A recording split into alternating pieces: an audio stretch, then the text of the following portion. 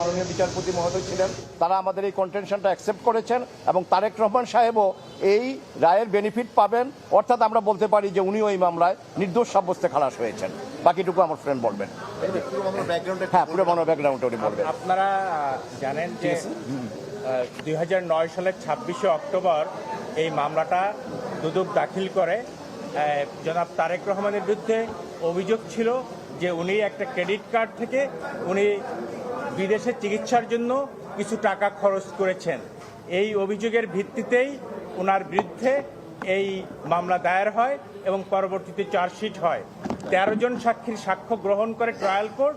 সেখানে আমেরিকা থেকে FBI agent জেব্রাকে নিয়ে আসা হয় সাক্ষী দেওয়ার জন্য। উনি যদিও নিজেকে এক্সপার্ট সাক্ষী দাবি করেছেন, কিন্তু উনি বলেন নাই কোথাও যে জনাব তারেক রহমান বা গিয়াসউদ্দিন আল মামুন মানি লন্ডারিংয়ের সাথে জড়িত ছিল।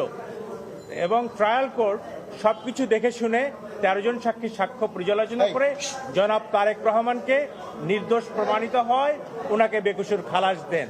কিন্তু রাজনৈতিক প্রতিহিংসার কারণে তৎকালীন দুদক, এই ইন্ডিপেন্ডেন্ট সংস্থা, ওনারা হাইকোর্ট ডিভিশনে অ্যাপিল করে এবং অ্যাপিলে গিয়ে এই মামলার শুনানি হয় এবং 130 পৃষ্ঠার যে বিশাল জাজমেন্ট হাইকোর্ট ডিভিশন দেয়, সেটা মূলত ছিল একটা একাডেমিক জাজমেন্ট।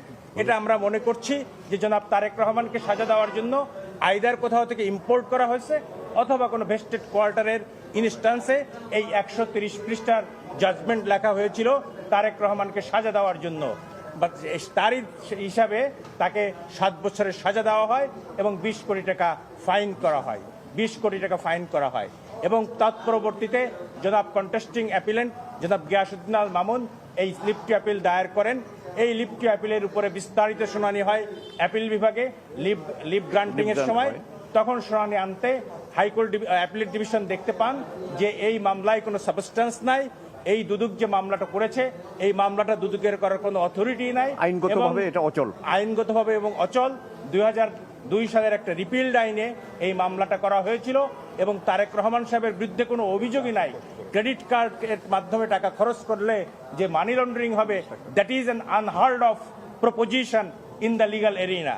যার ফলে অ্যাপিলেট ডিভিশনের পূর্ণাঙ্গ বেঞ্চ পুঙ্খানুপুঙ্খানু বিচার করে এই মামলায় জনাব তারেক রহমান ও গিয়াসউদ্দিন আল মামুনকে এই মামলার দায় হতে অব্যাহতি দিয়েছেন এবং বলেছেন যে তাদের যে যথাযোগ্য মর্যাদা যে মানহানি হয়েছিল সেটাকেও ফেরত দেওয়া হয়েছে। এখানে একটা কথা বলে রাখি, সেটা হচ্ছে যে আপনারা জানেন যে যখন তারেক রহমান সাহেব এই মামলার দায় থেকে অব্যাহতি দেওয়া হয়েছিল ট্রায়াল কোর্টে, তখন সেই বিচারককে ওই অবস্থায় দেশ ত্যাগ করতে হয়েছিল। সুতরাং সেই যে বিচারহীনতার সংস্কৃতি আমাদের দেশে চালু হয়েছিল, সেই অবস্থা থেকে ইনশাআল্লাহ আমরা ধীরে ধীরে উত্তরণ করছি। আমরা আশা করছি আজকের মতো আগামী দিনেও দেশের মানুষ ন্যায় বিচার পাবে। মূল অভিযোগটা কি ছিল? মূল অভিযোগ ছিল, হাইকোর্ট কি বলেছিল রায় দেওয়ার সময়? হাইকোর্ট রায় দেওয়ার সময় বলেছিল যে জনাব তারেক রহমানের নামে সিঙ্গাপুরের সিটি ব্যাংক থেকে একটা visa supplementary credit card issue হয়েছে। এই ক্রেডিট কার্ড দিয়ে উনি একটা বিমানের টিকিট কেটেছেন এবং কিছু চিকিৎসার টাকা খরচ করেছেন। সুতরাং এটা মানি লন্ডারিং পর্যায়ে পড়ে।